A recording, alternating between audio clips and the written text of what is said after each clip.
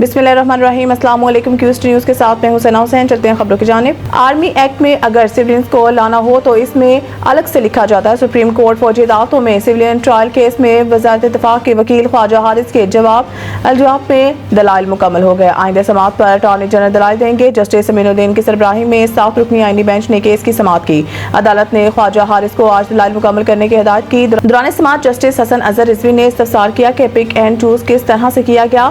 वकील ख्वाजा हारिस ने दलाइल में कहा है कि पिक एंड चूज वाली बात नहीं है। जो जुर्म हुआ इसके मुताबिक देखा जाता है। केस नोयत के मुताबिक इंसदाद दहशतगर्दी अदालत या मिलिट्री कोर्ट में भेजा जाता है। जस्टिस मुसर्रत हलाली ने रिमार्क दिए कि क्या सिविलियन इसके जुमरे में आते हैं। यहाँ पर बात सिर्फ फोर्सेज के मेंबर्स को डिसिप्लिन में रखने के लिए है। यहाँ पर क्लियर हो कि ये सिर्फ मेंबर्स के लिए, वहाँ पर मजीद क्या होना है। जस्टिस हसन अजहर रिजवी ने कहा है कि अगर कोई सिविलियन आर्मी इंस्टॉलेशन पर हमला करता है तो इससे क्या ताल्लुक है। जस्टिस नईम अख्तर खान ने रिमार्क दिए कि ये सिर्फ मेंबर्स के लिए है और अगर आर्मी एक्ट में सिविलियन को लाना हो तो फिर इसमें अलग से लिखा जाता है। 1973 के आइन में बहुत सी चीजें पहले वाले 2 आइन की चीजें वैसे की वैसे आ गई।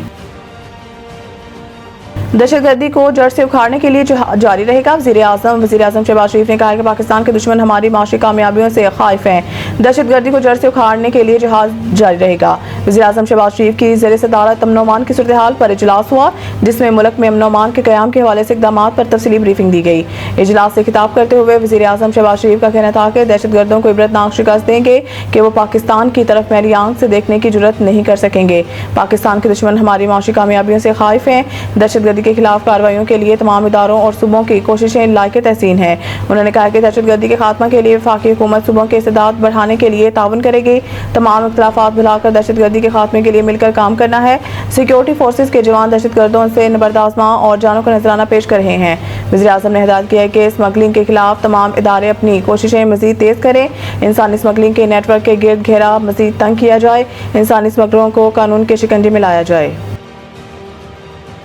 इलेक्शन कमीशन ने PTI intra party election case का हुक्मनामा जारी कर दिया। हुक्मनामे के मुताबिक PTI intra party election case के जवाबता को 23 अप्रैल 2024 को नोटिस जारी किया गया, जबकि PTI intra party election case पहली बार गुज़िश्ता साल 30 अप्रैल को समाअत के लिए मुकर्रर हुआ। हुक्मनामे में बताया गया है कि इलेक्शन कमीशन में पीटीआई इंट्रा पार्टी केस की अब तक 12 समाअतें हो चुकी हैं।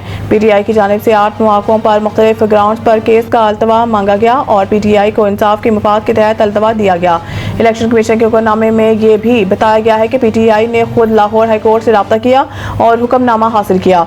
लाहौर हाईकोर्ट के हुक्मनामे को 1 साल हो चुका है। लाहौर हाईकोर्ट ने कमीशन के आगे कार्रवाई पर हुक्म इम्तनान नहीं दिया।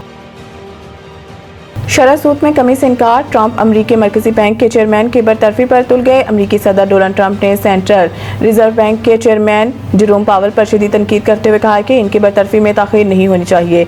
जेरोम पावल शरह सूद कम करने के सदर ट्रंप की बात मानने से इनकार कर रहे हैं, जिस वजह से सदर ट्रंप ने इन्हें शदीद तनकीद का निशाना बनाते हुए इनकी बरतरफी का इरादा जाहिर किया है। जेरोम पावल का कहना है कि ट्रंप इंतजामिया की तजारती पॉलिसियों, खासतौर पर भारी टैरिफ अमरीकी माशत पर गैर मामूली असर डाल रही है और फेडरल रिजर्व बैंक को दहाइयों से कभी ऐसी सूरत हाल का सामना नहीं रहा।